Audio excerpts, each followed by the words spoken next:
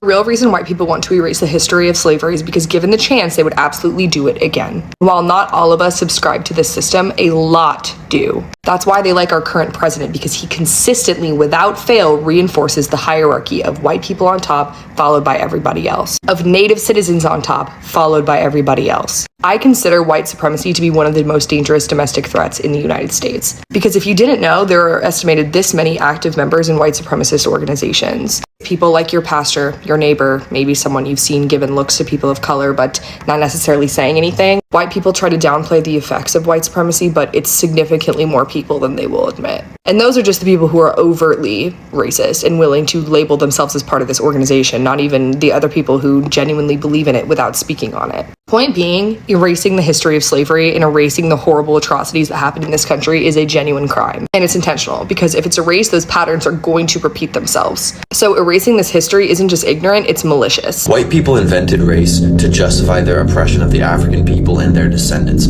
as well as to justify their mistreatment of the indigenous American tribes. So racism is always the aggressor. Race-based violence starts and ends with white people. Entirely different is bias. It's possible for a black person to be biased against a white person.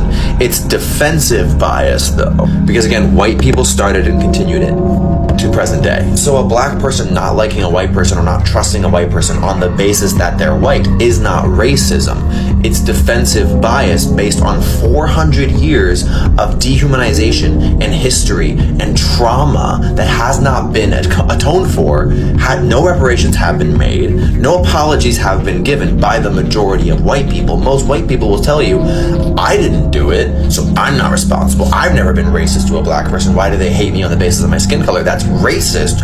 No, that's smart. Every time black people have tried to create their own communities, white people have come in and ruined it and destroyed it. We've stolen everything they've ever tried to build for themselves. Black creativity and culture is the most plagiarized and least accredited phenomenon in the world. To this day, everyone steals from the black community and their creativity and their artists. It's not TikTok slang, it's AAVE, it's Ebonics. You look stupid. It's not yours. It's not ours. It's theirs. It's not ours. It's... So guys, over the years, United States of America has always wanted to erase black history. And this has been something that they have been doing for quite some years but now. And all the time it has been through like even in the educational system, they don't want to teach about black history. And black Americans had to talk about this issue. And they have really addressed this issue. And you remember very well that recently there has been the issue about reparations, that about the slavery that was supposed to be like. Initially they had refused to pay, but right now, due to how the EU have involved themselves, they had to come up with what we call a way of compensating for the black people. Okay, now it has been an issue, and many people have come out to talk about this particular issue. So I want you guys to watch this video, as I'm going to play different videos, different clips, so that you can see what's happening in the world today. Do you think that the removal of this clear and simple language condemning white supremacy reveals that the true purpose of this bill is to teach our students a whitewashed version of American history? No, absolutely not. It reads like a how-to guide in historical whitewashing. Are you aware that this new version of the bill from the Senate removes the writings of Frederick Douglass? I am. Are you aware that this new version of the bill from the Senate removes the writings of Dr. Martin Luther King Jr.? Yes.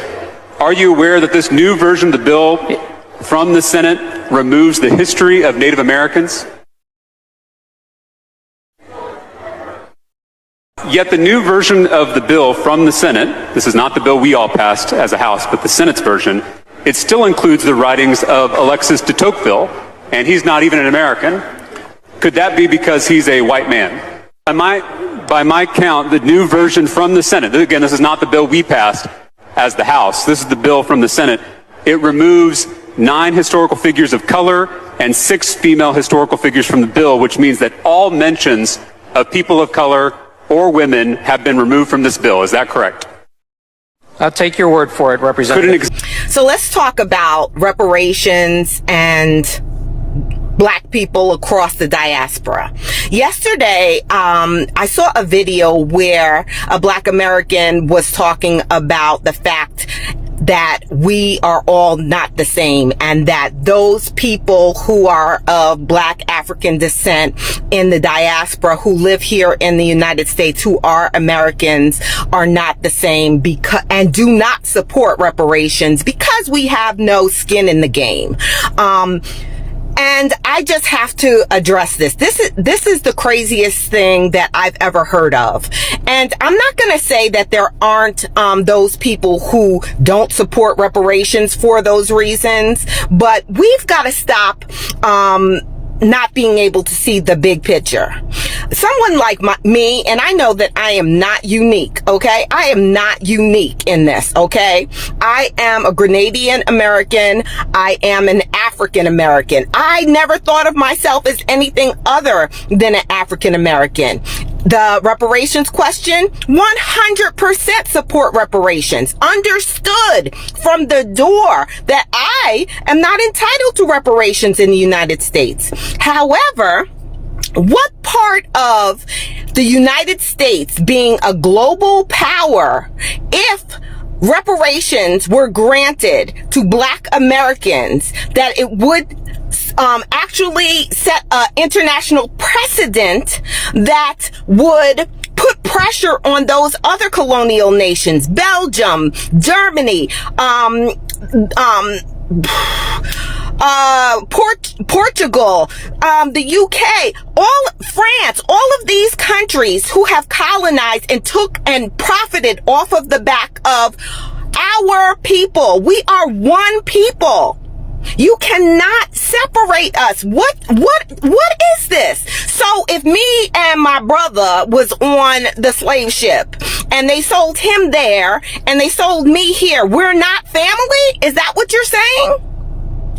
If you're entitled to reparations, it will only strengthen my case. Case in point. The UN resolution that happened, a week ago, 2 weeks ago, where all African nations and other nations across the world voted that slavery was the gravest crime against humanity. We are one. Stop with this division. Stop with we're not the same. Stop acting as if slavery only happens in one place and that your pain and is greater than someone else's pain. Your legacy is the only legacy because it is focused on the most. We've got to stop this. We've got to stop this. We're family. We're branches of the same tree. In times like this, we got to really watch out. So the Pentagon Library has removed Holocaust, Black history. The park website has re-edited and tried to rewrite Harriet Tubman's history. I know why the Caged Bird Sings has now been kicked out and considered DEI. You all keep using this DEI against Black people. And yes, I voted for Trump. I had no choice because Kamala was not a good candidate. Had I once would have thought this administration who is trying to erase Black history, I would have been out there protesting, I would have been out there fighting, I would have been doing everything I can. I am the great granddaughter of sharecroppers. Don't try to calm me down, buddy boy. Leave me alone. You understand me? My baby's trying to calm me down because I'm mad as hell. Now y'all could walk around, look it up. Smithsonian, defund it. It's a war also on African American history. And if you think I'm gonna still stay beside Trump because I went to the right, baby, I'm like Senator Booker. It is not left or right. It's right or wrong, and y'all are wrong for trying to erase the history. First of all, black people who were slaves didn't ask to come here. Y'all stole our ancestors, went and did the Genevieve Convention so they couldn't buy back their land. And now here in 2025, you assholes are trying to erase African American history. Well, today is the day I begin to fight. And if you don't understand where I'm coming from, fuck you, and fuck you too. This is why they ban our history. They ban our history because black history by definition is political. That's right. Because black people by definition are political, right? Our history is political because every story of American greatness, every story of American exceptionalism you want to tell, here we are off to the corner. Say, how do you explain us? That's right. If all this is true, why are we here? If all this is true, how do you explain how you suppressed our rights for 350 years? How you bought and sold our ancestors? How you claim to be democratizing Europe, but denying violently democracy for black people here. So we're the most inconvenient people to the story of American exceptionalism. Right. So they want to ban our history because we give lie, right? We reveal the lie of this country. Right. And we are heroes of that story. So what the research shows is that when you teach black children black history, they do better academically. Absolutely. This is not shocking. That's right. It's right. Right?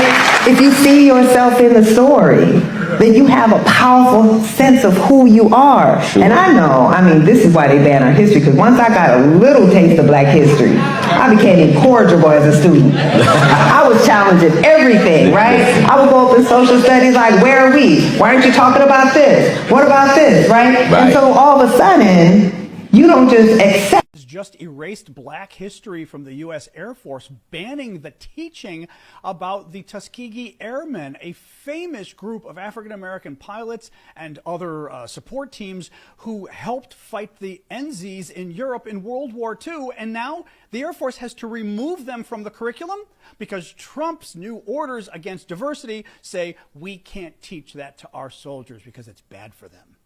But you know what? I can teach you about it, and I will. So before World War II, the military was segregated, right? Blacks and whites could not fight alongside each other. Specifically, blacks were also not allowed to be pilots because, listen to this, the Air Force had determined, the Army War College actually had determined that African Americans lacked the courage and fortitude to fly planes, right?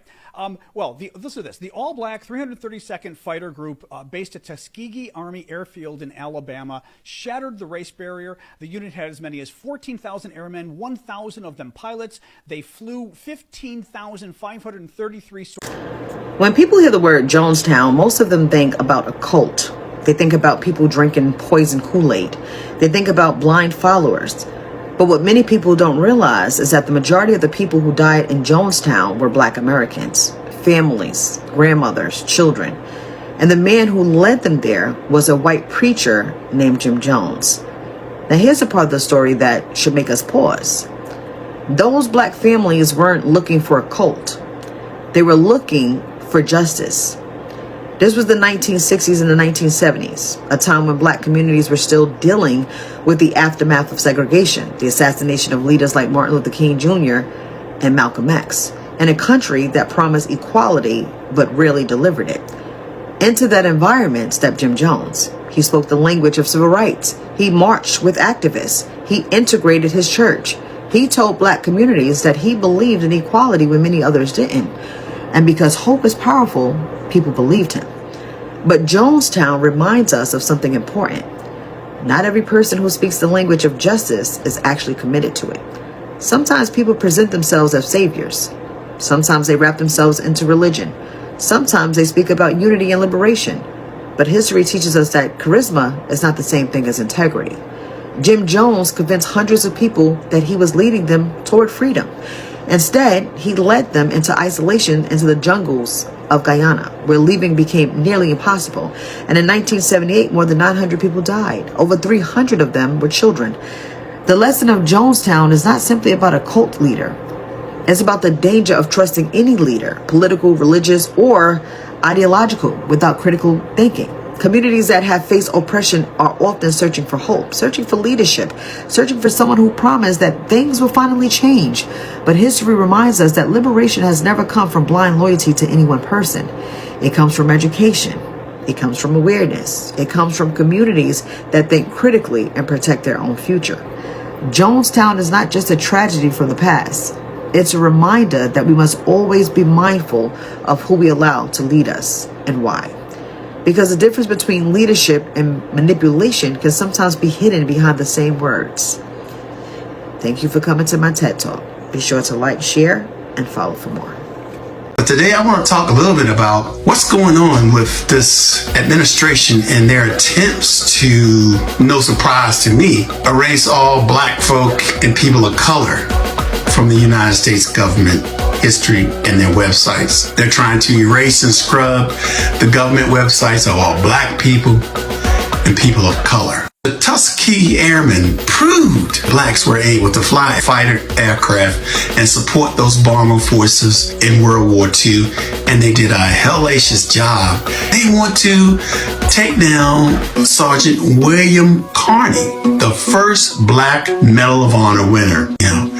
They want to remove the Navajo code talkers. Well, they have removed the Navajo code talkers from the Pentagon website. They just happen to be people of color. And guys, I just want to let me know what you think about this particular video, guys, in the comment section below. And if it's the first time watching this video, kindly subscribe to this amazing channel. Let me know what you think about entire video. Hope you have watched from the beginning to this particular end. And that's how we do it here, guys. So until next time, guys, have a great morning, afternoon, and evening. Don't forget to subscribe, guys, and also give this video a like. Bye bye for now.